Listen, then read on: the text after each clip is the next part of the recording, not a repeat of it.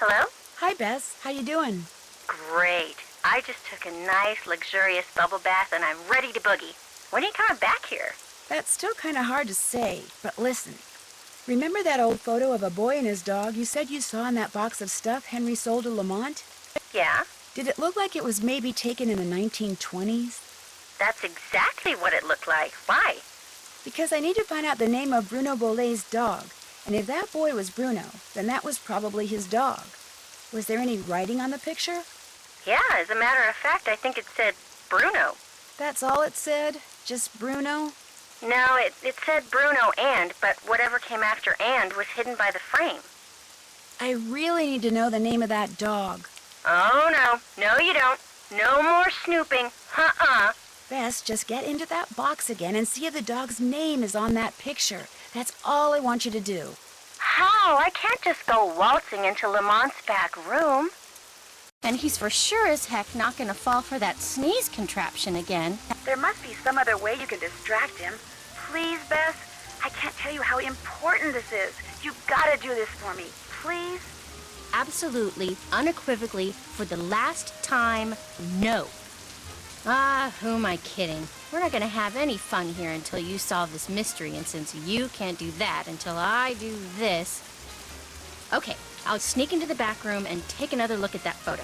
I mean, I will if I don't screw up. Think positive, Bess. You're gonna do fine. You bet I am. In fact, I'm not going to call you again until I have seen that picture. I'm going in. You go, girl.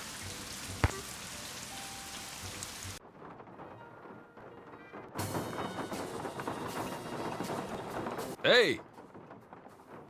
In all your journeys through the wonderful world of junk, have you ever come across one of those legendary skulls? What makes you ask that? You mean you have? No. I know the legend, of course, and I sure wouldn't mind getting my hands on one of those babies. I mean, I could sell it for a fortune. But no such luck. Funny. I've been thinking about those skulls lately. A lot. Really? Hey, maybe we got some kind of psychic thing going here. Quick, think of a number between 1 and 10 and I'll try to guess it. You thinking of a number? Okay, 4. 9. Darn. Guess it was just a coincidence. Guess so. That gumbo stand outside? What do you think? Is it pretty authentic? Outstanding! Just watch the hot sauce. Whatever's in it gives my stomach instant fits. You know, I still feel guilty about that sneezing thing, so how about I go and get you a nice big bowl of gumbo? Just so happens I'm starving, so hey, you got a deal. Great. I'll be right back.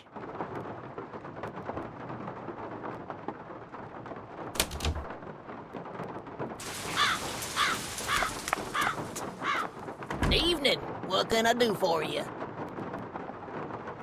Knock yourself out. Tasty. Can I get a gumbo to go, please? Eat up.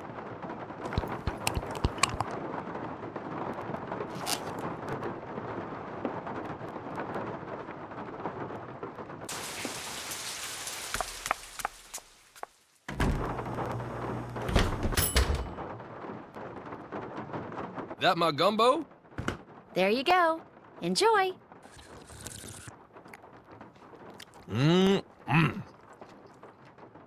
Uh-oh. Oh, you're gonna have to excuse me.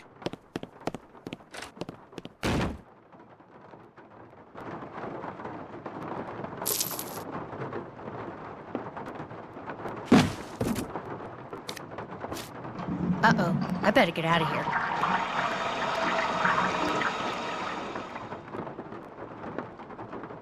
Grant? The dog's name was Grant? That's what it said on the photo. Kind of a weird name for a dog, huh? Yeah, well, Bruno Bolet was kind of a weird guy. Hey, thanks a lot, Bess. You've been a huge help. I'll tell you, being sneaky takes a lot out of me. I'm exhausted. I still don't know when I'll get back there, so just kind of hang loose, okay? Story of my life. Call me if you need me. I will. Bye.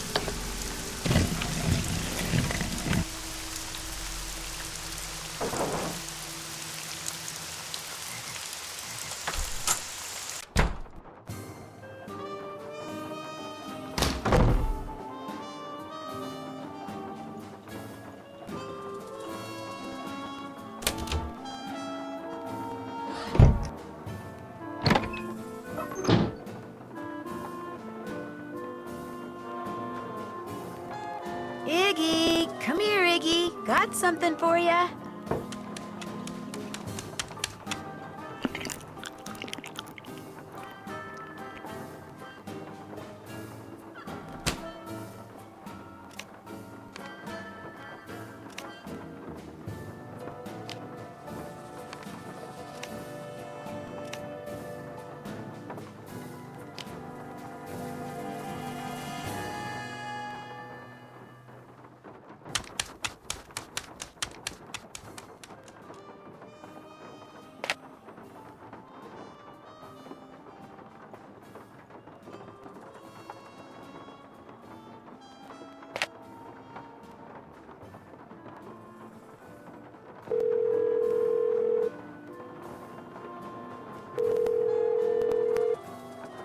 Hello? Hi, Bess. Listen, you busy? Why? I need you to do something for me. What? I need you to infiltrate the meeting of the Jolly Rogers crew that's about to be held at Rampart and Dumaine, which has got to be right near Zeke's. You're going to have to look around for it. Now, to get into the meeting, you'll need to put on that skeleton man costume you saw in the back room. And once you're in the meeting, you'll need to listen for the name that opens the meeting so you can tell me what it is, okay? No. Beth, I know you don't like to do stuff like this, but this is really, really, really important, and it'll be the last thing I ask you to do. I promise.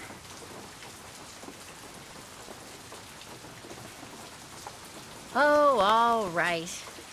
I don't suppose it would do any good to point out that the curio shop is closed. You'll find a way in. Oh, and if anyone at the meeting asks, the password is Scuttled Bones. Okay, I'll give it a shot. That's the spirit.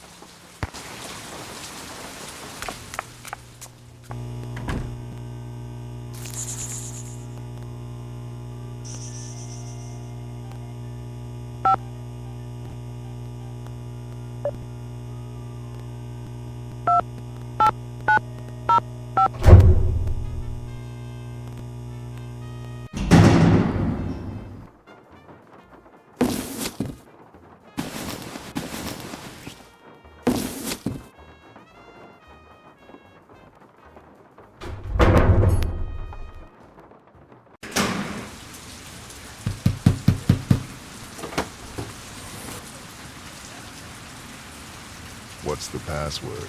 Password? Right. Let's see. Scuttled Bones.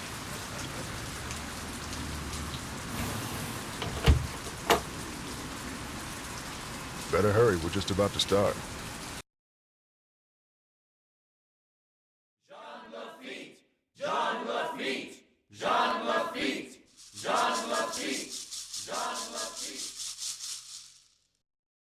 Welcome, my fellow Jolly Rogers. that voice. We have several pressing matters to discuss this evening, so let us begin.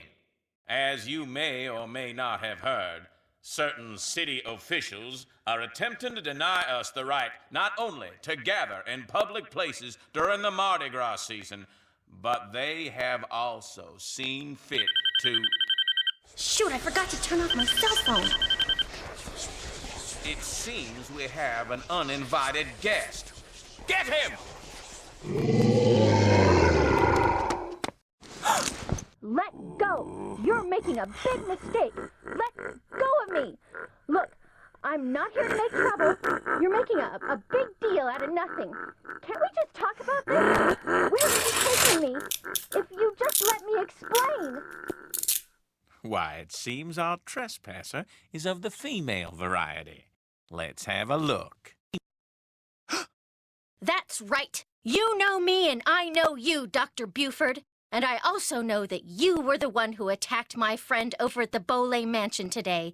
And if you don't tell me why right now, I promise you, you are going to be in one big world of hurt. The young lady's clearly upset about something. Clarence, take over the meeting while I try to find out why she's making all these crazy accusations. They're not crazy and you know it. I will tell you everything, Miss Marvin, in private. And he did. He told me everything, Nancy. I bluffed him into confessing. You would have been so proud of me. Oh, and before I forget, the name they chanted at the start of the meeting was Jean Lafitte. Jean Lafitte. Great. Now, what did Dr. Buford tell you? Okay. First off, he said that with his dying breath, Bruno Bollet directed him to steal the painting of Henry's parents and lock it up in Henry's parents' crypt. Bruno seemed to think that way Henry would wind up with the crystal skull instead of somebody else. So Dr. Buford dressed up in his skeleton man costume, stole the canvas, and hid it in the crypt like Bruno asked. That must have been when Renee saw Mr. Death. But then, Dr. Buford had second thoughts and decided to heck with Henry. He wanted that crystal skull for himself. So this afternoon, he dressed up in his skeleton man costume again and snuck into Henry's house so he could get the key from that mini cemetery and retrieve the painting he'd left in that crypt, knowing the painting would somehow lead him to the skull. Only I walked in on him and ruined everything. Right. And now that we're onto him, he says he no longer wants the skull. He's embarrassed that he allowed his superstitious side to get the best of him and says whoever finds the skull is welcome to it. At least that's what Dr. Buford said. Uh-oh. Uh-oh, what? I told him you were looking for the skull. That's all right. Actually, I told him you were on the verge of finding it. Why would you tell him that? I don't know, I got carried away. So if he lied to me, and he really does still want the skull, then he might come after you. He left right after we talked, and I don't think he went back into that meeting. What if he's on his way over there? Don't worry, I'll be fine. Why don't you just... Whoa, that bolt of lightning was huge. Anyway, why don't you just go relax, and I'll be back at the hotel before you know it, okay? Bess? Hello? Bess, you there? Nope, she sure isn't.